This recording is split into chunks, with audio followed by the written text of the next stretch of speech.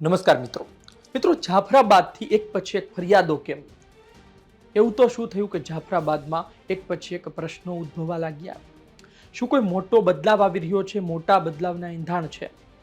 એક બે મહિના પહેલા જે ચહેરો ખૂબ નિષ્ક્રિય હતો એ અચાનક એક્ટિવ કેમ થઈ ગયો છે? અન્ય આગેવાનો શું કરી રહ્યા છે? ભારતીય જનતા પાર્ટી એ વિસ્તારમાં શું કરી શકે છે? વિસ્તારથી વાત કરું, રાજુલા વિધાનસભા છેલ્લા થોડા દિવસોથી ખૂબ ચર્ચામાં છે. રોજ કંઈ ને કંઈ અને રોજ કંઈ ને કંઈ ફરિયાદો અને પ્રશ્નો. વધુ એક વિડીયો વાયરલ થઈ રહ્યો છે. આ વિડીયો જાફરાબાદનો છે અને તેના પ્રશ્નોને લઈને છે. આજની તારીખે જાફરાબાદમાં કયા પ્રકારની પરિસ્થિતિ છે, કયા પ્રકારના વાતાવરણમાં લોકો જીવી રહ્યા છે એ વસ્તુ દર્શાવે છે. પરંતુ આપણને સવાલ એ થાય કે જાફરાબાદની ગંદકી, જાફરાબાદમાં પાણી, જાફરાબાદના સફાઈને લઈને સવાલો થઈ રહ્યા છે, રાજુલાની બસોને લઈને સવાલ સામે આવી રહ્યા છે, ખેડૂતો સામે આવી રહ્યા છે. અચાનક આવું તો શું થયું? આ પહેલા શું આ પ્રશ્ન નહોતા? નહીં, આ પહેલા પણ આ પ્રશ્નો હતા અને છેલ્લા લાંબા સમયથી છે. આમ છતાં પણ હવે કેમ બહાર આવી રહ્યા છે? એનું કારણ છે કે છેલ્લા એક બે મહિનાથી સક્રિય થયેલો ભારતીય જનતા પાર્ટીનો જે એક ચહેરો, જે પહેલા કોંગ્રેસમાં હતો, તેમના વિશે વાત કરવી છે. બીજો એક ચહેરો કે જેઓ કોંગ્રેસથી ચૂંટણી લડી ચૂક્યો છે, એ પણ આજે ભારતીય જનતા પાર્ટીમાં છે. એમના ઘરે પ્રસંગ પણ છે અને રાજુલાના ધારાસભ્ય હાજરી પણ આપે છે. તેમના વિશે વાત કરવી છે. ઓવરઓલ રાજુલાના રાજકારણ પર વાત કરવી છે. પહેલા તમે સાંભળો એ વિડીયો જે સોશિયલ મીડિયામાં વાયરલ છે અને આપણે જોઈએ તો આપણને સવાલ થાય કે આજની તારીખે શું આ પ્રકારની પરિસ્થિતિ જાફરાબાદમાં હોવી જોઈએ કે નહીં. સાંભળો. તો કેમ છો મિત્રો? આજે હું તમારા માટે જાફરાબાદ પીપળી કાંઠા વિસ્તારની ઘણી સુંદર જગ્યાઓ આજે હું તમને દેખાડી કે તમને જોઈને નવીન લાગશે કે આવી જગ્યા પણ પીપળી કાંઠા વિસ્તારમાં આવેલી છે. તો સૌપ્રથમ વાત કરીએ જાફરાબાદ પીપળી કાંઠા વિસ્તારનું મ્યુઝિયમ.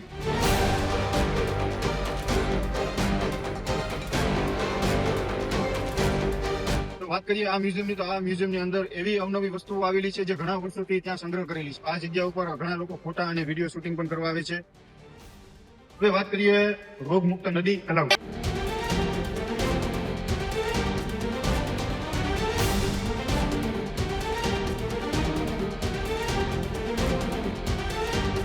તો આ જગ્યા પર એટલું ચોખ્ખું પાણી રાખવામાં આવે છે કે ત્યાંના લોકો જયારે ત્યાંથી નીકળે કે કદાચ જો એના પગમાં કીચડ કે ગંદી વસ્તુ તૂટી જાય તો આ પાણી તેને સાફ કરી દે છે અને તેઓ રોગમુક્ત રહે છે. એટલે આ જગ્યાનું નામ રાખ્યું છે રોગમુક્ત તલાવ. તો હવે વાત કરીએ 3 સ્વિમિંગ પુલ. તો પીપળી કાંઠા વિસ્તારની અંદર આવેલા 3 સ્વિમિંગ પુલમાં એટલું ચોખ્ખું અને મીઠું પાણી થાય છે કે તમે કલ્પના પણ નહીં કર્યું.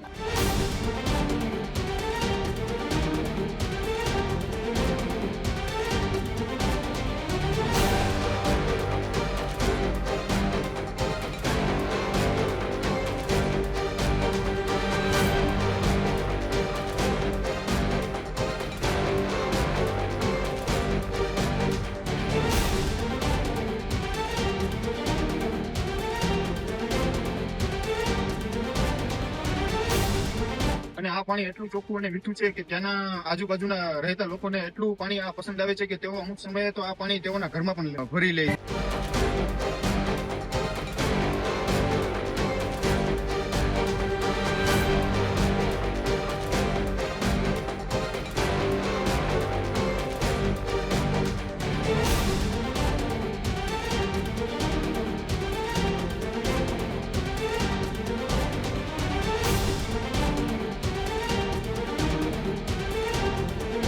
અમુક સમયે જયારે પાણી ના મળે તો આ પાણીનો ઉપયોગ તેઓ કરી શકે.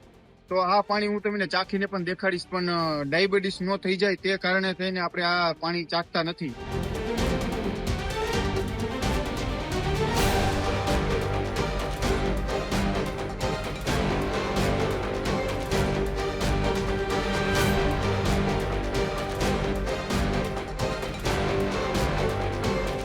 હવે પછી આપણે વાત કરીએ સોનાની ગટર.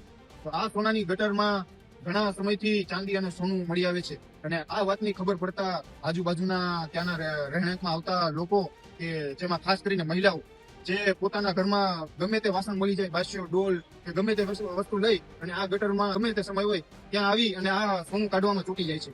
આપે સાંભળ્યું શું કહેવામાં આવે છે. તમે જુઓ કે આ પ્રકારે કન્ટેન્ટ ક્રિએટરો હોય, ત્યાંના સ્થાનિકો હોય, બધા વિડીયો બનાવતા હોય છે અને અલગ અલગ પ્રશ્ન દરેક જગ્યાએ હોય. તમે જુઓ ગંદકીનો પ્રશ્ન અલગ અલગ બધી વિધાનસભામાં છે. એવા વિસ્તારો હોય જ છે કે જ્યાં ખૂબ ગંદકી થતી હોય, ત્યાં સ્વચ્છતા ન હોય, સફાઈ ન કરવામાં આવતી હોય, નગરપાલિકાનું કામ ખૂબ જ ખરાબ હોય, એ પછી તમે ત્યાંની મહુવા વિધાનસભાનું કામ લઈ લો, આજુબાજુની બીજી વિધાનસભાનું કામ લઈ લો.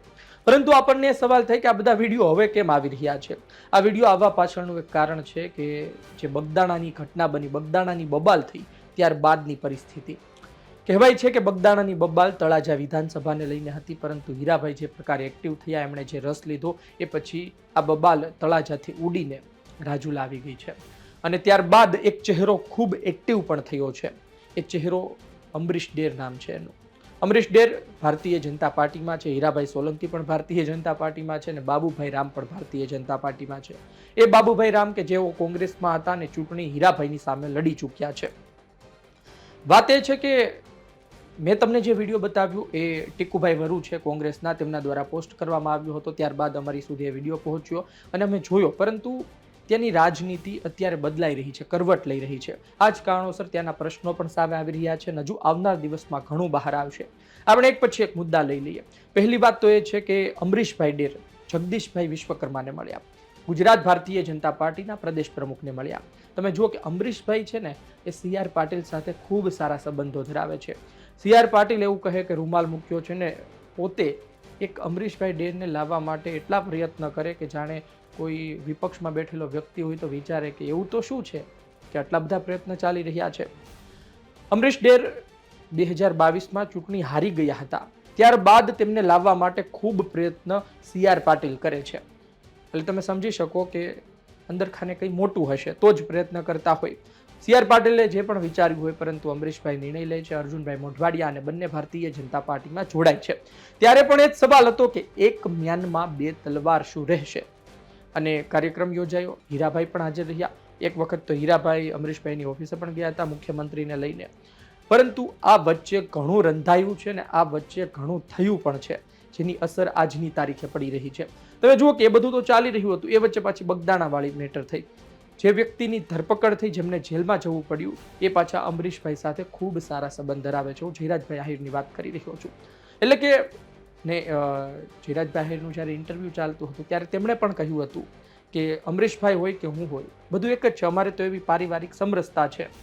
એવું નથી કે એ ચહેરો છે તો એ નથી ને એ છે તો પેલા ચહેરો નથી. બંને ચહેરા છે અને બંને છે, એવું એ પ્રકારની વાત એમના દ્વારા કરવામાં આવી હતી.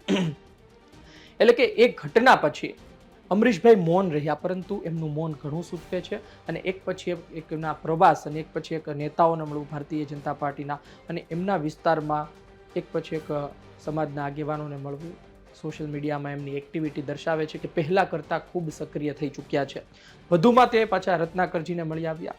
એટલે આ બધું દર્શાવે છે કે એક ચહેરો શાંત હતો તે એક્ટિવ થઈ ચૂક્યો છે. હવે તમે એક વાત સમજી લો કે રાજુલા વિધાનસભામાં હીરાભાઈ સોલંકી ખૂબ દિગ્ગજ નેતા છે. રાજુલા વિધાનસભાની ભૌગોલિક પરિસ્થિતિ, એનો ચિતાર, કઈ રીતે મત મેળવવા, ક્યાંથી મળશે, ક્યાંથી નહીં મળે, કોણ કોનો વ્યક્તિ છે, આ બધું હીરાભાઈને ખૂબ સારી રીતે ખબર હોય. વર્ષોથી ધારાસભ્ય અમરીશભાઈ એક વખત હરાવે છે ને અમરીશભાઈ પછી એક વખત પોતે પણ હારી જાય છે. એટલે કે બદલો પૂરો થયો ત્યાં. પરંતુ આજની તારીખે પણ એવી વાતો ચાલી રહી છે કે હજુ આવનાર દિવસમાં સામે ટકરાઈ શકે છે. એટલે હીરાભાઈ ત્યાંના સારા જાણકાર છે, પણ એ વિસ્તારમાં એમને જો કોઈ મજબૂતાઈથી ટક્કર આપી શકે તો ચહેરો અમરીશ ડેર છે. અમરીશ ડેર ભારતીય જનતા પાર્ટીમાં છે. જો હીરાભાઈને ટિકિટ મળે ને અમરીશભાઈ ભાજપમાં જ રહે તો હીરાભાઈનું જીતવું સીધી રીતે શક્ય છે. પરંતુ અમરીશભાઈ શું ભાજપમાં રહેશે? કારણ કે એમની એક્ટિવિટી ને એમનું કામ દર્શાવે છે કે જો 27માં તેમને ટિકિટ ભાજપ નહીં આપે તો રાજુલામાં નવા જૂની થશે અને ફરી કોંગ્રેસમાં પણ આવી શકે છે. એ વાત પણ અતિ મહત્વની છે, કારણ કે એ પ્રકારે એવો કામ કરી રહ્યા છે. જો આવનાર દિવસમાં ભારતીય જનતા પાર્ટી એમને ટિકિટ નથી આપતી તો પછી સંગઠનમાં તો આમ પણ સ્થાન નથી આપવામાં આવ્યું, તો પછી શું થશે? આ જ કારણોસર એક વાત એ છે કે જૂનો ચહેરો એક્ટિવ થયો છે તો એની સાથે પ્રશ્નો પણ એક્ટિવ થયા છે. બાબુભાઈ રામ કે જેઓ હમણાં ખેડૂત આંદોલનની વાત કરતા હતા, એમના ઘરે દીકરીના લગ્ન પ્રસંગ હતા, તો હીરાભાઈ પોતે પહોંચ્યા, અમને ફોટો પણ મૂક્યા અને એમણે એ વાત પણ લોકો સુધી પહોંચાડી કે ભાઈ હું જ્ઞાતિવાદી કે જાતિવાદી નથી. જુઓ તમે, આહિર સમાજના મોટા આગેવાનના ઘરે લગ્ન પ્રસંગ છે તો હું હાજર રહ્યો છું અને મેં એમને શુભકામના પાઠવી છે, આશીર્વાદ આપ્યા છે. પહેલાં પણ ઘણા લગ્ન પ્રસંગમાં તેઓ હાજર રહ્યા છે. એક વાત એ છે કે ધારાસભ્ય હોય એટલે આમંત્રણ મોટા ભાગના લોકો પાઠવતા હોય છે. એ વિસ્તારના ધારાસભ્ય હોય એ આવે તો રૂડું લાગે, પ્રસંગમાં સારું લાગે. હોદ્દાની દ્રષ્ટિએ હું વાત કરી રહ્યો છું. ને હીરાભાઈ જાય એ હીરાભાઈ નક્કી કરવાનું હોય છે. હીરાભાઈ ગયા એટલે હીરાભાઈ તરફથી એ વાત સ્પષ્ટ થાય છે કે રાજકારણ એક તરફ, સંબંધ અને બીજી બધી બાબતો એક તરફ. પરંતુ જે જ્ઞાતિવાદી છબી જે હીરાભાઈ ટૂંકમાં બગદાણાવાળી બબાલમાં રસ લે છે, ત્યારબાદ એમની ચિતરવામાં આવી અથવા તો કહો કે થઈ ગઈ, એ ખૂબ આવનાર સમયમાં નુકસાન કરે તેવી ચર્ચાઓએ અત્યારથી જોર પકડ્યું છે. હવે બાબુભાઈ રામ કોની તરફ રહેશે, બાબુભાઈ કોની માટે કામ કરશે, શું થશે આવનાર સમયમાં, એ કંઈ ખબર નથી. પરંતુ 2027ની વિધાનસભા ચૂંટણી રાજુલામાં રસપ્રદ ખૂબ થવાની છે. અને શહેરનો વિસ્તાર છે એમાં તો આમ પણ ઓછી પકડ છે. ખેંચવાનું છે એ જાફરાબાદથી ખેંચવાનું છે. જાફરાબાદ મજબૂત પકડ, પણ આ જ જાફરાબાદથી જો લોકો પરેશાન થાય, લોકો આખરે હીરાભાઈનો સાથ છોડે તો ખૂબ મોટો ડખો થઈ શકે છે. કરણભાઈ બારૈયાને આપણે આ તકે ન ભૂલવા જોઈએ. કરણભાઈ બારૈયા 19,000 જેટલા મત લઈ આવ્યા હતા અને આ 19,000 મત કહેવાય છે કે અમરીશભાઈ માટે ફાયદાકારક હતા, એમની તરફના મત હતા, પરંતુ એમના લડવાથી ખૂબ એમના મત તૂટ્યા છે. હવે આમાં આપણે એવું ના કહી શકીએ કે આ મત આમના હતા, આમના મત હતા, પણ જે પ્રકારે વાતો ચાલતી હોય, એમનું માનવું હોય, નેતાઓનું માનવું હોય, એ પ્રકારે હું વાત કરી રહ્યો છું. બાકી તો એવું પણ કહી શકીએ કે હીરાલાલના મત હતા, પણ જે પ્રકારે તારણ અને સમીકરણ નીકળતા હોય આખરે એના પરથી આપણે વાત કરતા હોઈએ છીએ. હવે કરણભાઈ બારૈયા આજની તારીખે નથી. એમના પરિવાર સાથે હીરાભાઈનું સમાધાન અને પાછા એમના પરિવારમાંથી આવતા એમના પત્નીને પાછા નગરપાલિકામાં પણ બેસાડી દેવામાં આવ્યા છે, પ્રમુખ બનાવ્યા છે. એટલે તમે જુઓ કે જાફરાબાદમાં મજબૂત પકડ છે. ભલે પ્રશ્નો હોય, પણ જો પકડ ઢીલી પડી તો ત્યારબાદ પરિણામ અલગ આવી શકે છે. હીરાભાઈ એ વિસ્તારના ખૂબ સારા જાણકાર છે. એ પારખી લે માહોલ જોઈને શું આવનાર સમયમાં થવા જઈ રહ્યું છે. હીરાભાઈ કહે તો અન્ય વિસ્તારના લોકો પણ તેમને રાજુલામાં મદદ કરવા આવી શકે છે, પરંતુ તેઓ મતદાન ન કરી શકે. અને એક વખત લોકો પણ નક્કી કરી લે કે આ દિશામાં જવાનું છે, પછી છેલ્લા દિવસોમાં કદાચ એ લોકો બદલાય પણ નહીં. જોઈએ આવનાર દિવસમાં રાજુલામાં શું થાય છે. અત્યારથી કહેવું યોગ્ય પણ નથી, ખૂબ વધારે ગણાય. છેલ્લા 24 કલાકમાં 48 કલાકમાં પણ સમીકરણ બદલાઈ જતા હોય છે. ભારતીય જનતા પાર્ટીની સામે લડવા ઈચ્છતા, ભારતીય જનતા પાર્ટીમાં ટિકિટ માગતા નેતાઓ પણ છેલ્લી ઘડીએ શરણાગતિ સ્વીકારી લેતા હોય છે. આવું ભૂતકાળમાં આપણે ખૂબ જોયું છે. પણ આ વખતે જોઈએ શું થાય છે. અને મુખ્ય વાત એ છે કે રાજુલામાં કંઈક તો નવા જૂની થવા જઈ રહી છે. આપનો અભિપ્રાય કોમેન્ટ બોક્સમાં લખજો. શા માટે એક પછી એક ફરિયાદો વધી રહી છે? શું પહેલા આ પ્રશ્નો નહોતા? અચાનક લોકોને કેમ યાદ આવી ગયા છે? શું ફક્ત બદનામ કરવાની વાત છે કે પછી ખરા અર્થમાં લોકો પરેશાન છે? આપનો અભિપ્રાય કોમેન્ટ બોક્સમાં લખજો. ધન્યવાદ.